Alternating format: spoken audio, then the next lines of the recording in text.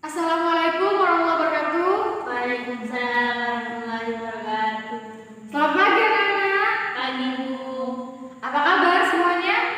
Baik. Alhamdulillahirrahmanirrahim. Nah, sebelum kita menginjak pada pelajaran pagi hari ini, marilah kita berdoa terlebih dahulu. Untuk ketua kelas, silahkan dipimpin berdoa. Doa mulai. Bismillahirrahmanirrahim. Raditu billahi rabban wa bil islami dinan wa bi Muhammadin nabiyyan wa rasulah. Rabbi zidni ilma warzuqni fahma. Amin ya rabbal alamin. Nah, apakah ada yang tahu kita sekarang akan belajar apa? Tidak tahu, tidak belajar paling ini ya semalam ya. Kebanyakan nonton Ikatan Cinta ini paling. Nah, sekarang kita akan belajar tentang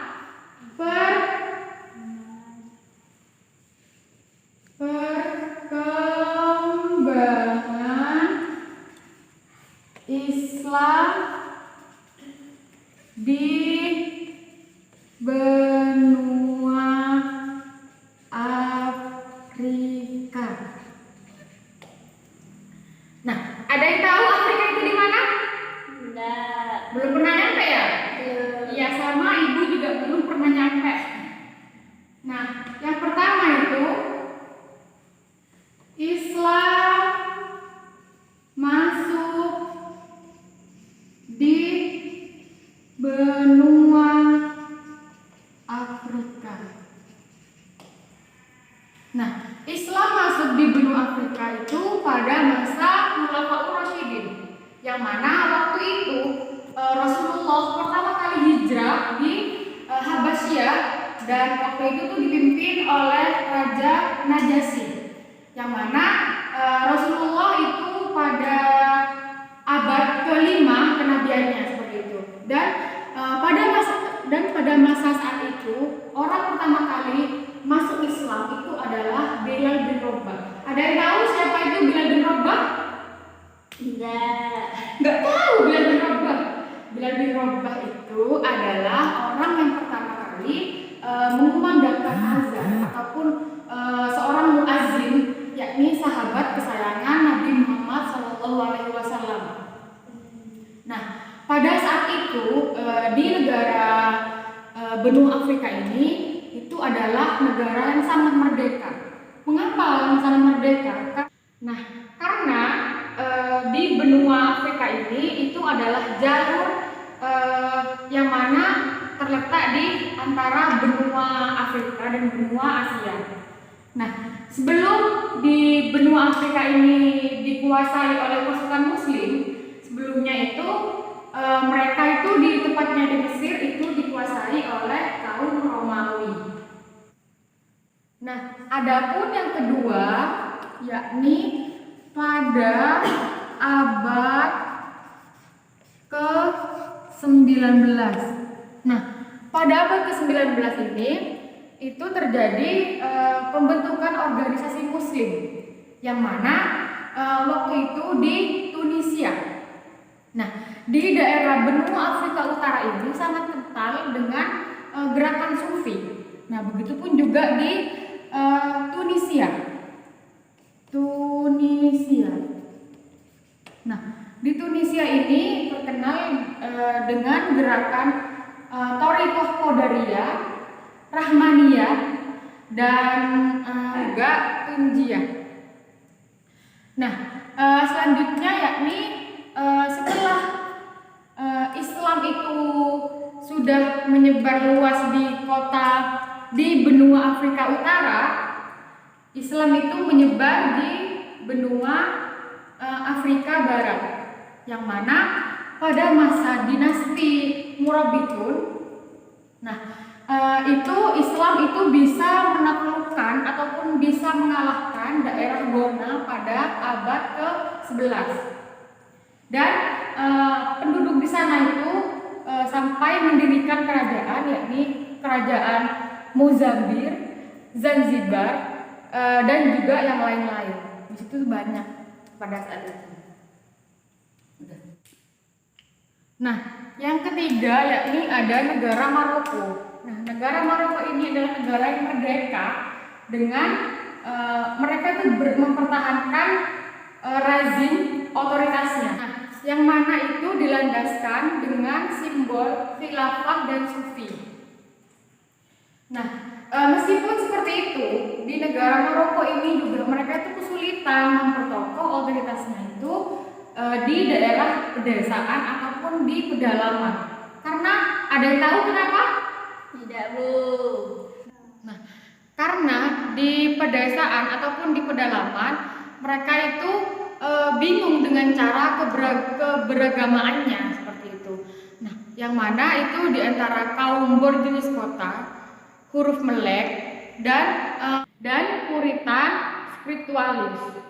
Nah, namun di satu sisi juga itu ada suku-suku tradisionalis yang mana mereka itu cara keberagamaannya itu dengan cara ritualis seperti itu anak-anak. Ada pertanyaan atau sudah paham? Sudah paham, Bu. Ya.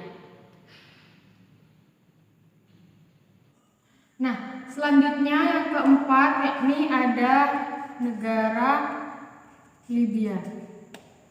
Nah, pada pemerintahan Utsmani itu beliau itu mendirikan rezim di wilayah Tripolitania, Krenaija dan Fez.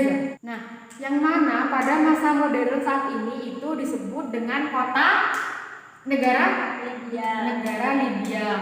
Nah, tapi negara Libya ini tidak memiliki catatan sejarah. Ada yang tahu kenapa? Tidak, Bu. Tidak tahu. Karena pada saat itu pada tahun 1835 sampai 1911 itu masa pemerintahan Utsmani itu mengadakan sebuah perubahan seperti itu. Nah, proses Arabisasi dan Islamisasi itu sayangnya pada saat itu tidak diiringi dengan rezim yang kuat, sehingga itu menjadi kelemahan bagi mereka. Nah, lalu gerakan Sanusiyah ini ikut mempertahankan Islam dari gerakan asing dengan cara mereka itu mengajarkan pergerakan Islam ortodoks, yaitu jadi Sunni Islam ortodoks. Nah, yang mana itu untuk melawan dari agresi Italia pada saat itu. Walaupun pada akhirnya negara Libya ini tetap kalah luntuh dengan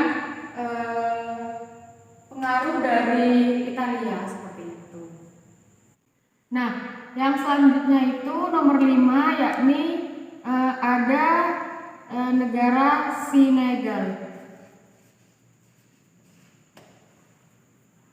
Nah, pada tahun 1980 di negara Senegal ini meskipun pemerintahannya itu di rezim non muslim, tapi sebagian besar di penduduk Senegal itu adalah muslim. Nah, meskipun seperti itu, walaupun sudah kultural politiknya dan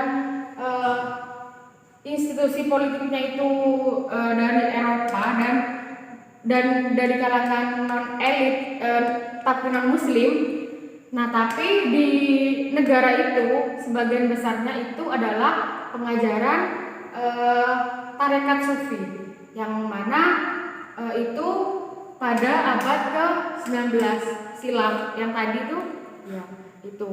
Nah, dan juga itu gerakan jihadnya itu bisa mempengaruhi di tradisionalitas di negara Senegal seperti itu.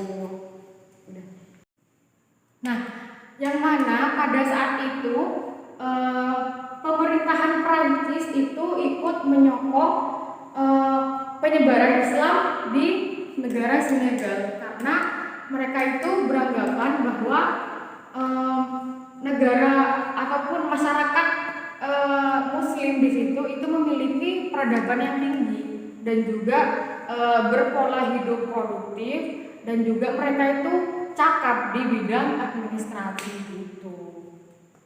Mengerti anak-anak? Mengerti.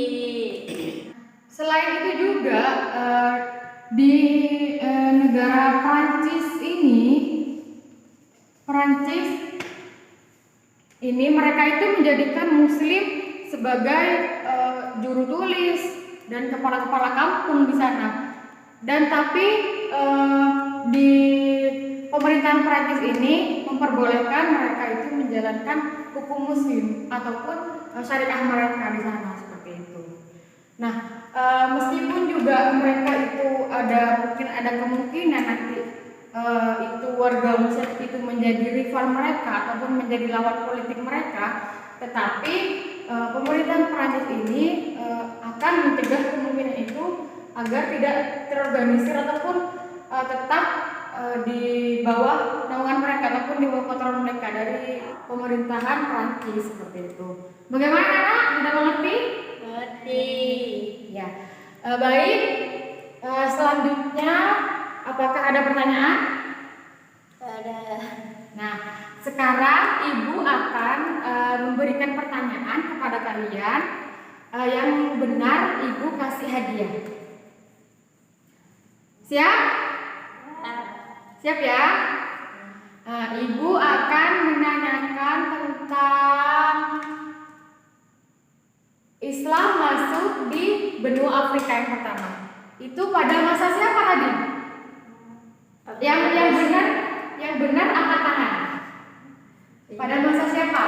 Islam masuk di benua Afrika yang pertama kali tadi itu pada masa siapa? Yang benar, yang angkat tangan dulu, angkat tangan. Ayo, tidak boleh malu-malu, harus berani mengacungkan tangan dan harus berani menjawab dan berpendapat. Ayo yang benar, Ibu kasih hadiah.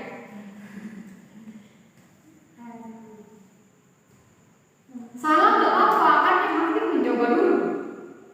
Saya Bu. Ya, Selfie. Khalifah Rasidi, ya benar. Ini buat selfie. Nah, mungkin itu saja. Sekali lagi Ibu tanya, apakah ada pertanyaan dari penjelasan Ibu pada pagi hari ini? Tidak ada. Ya.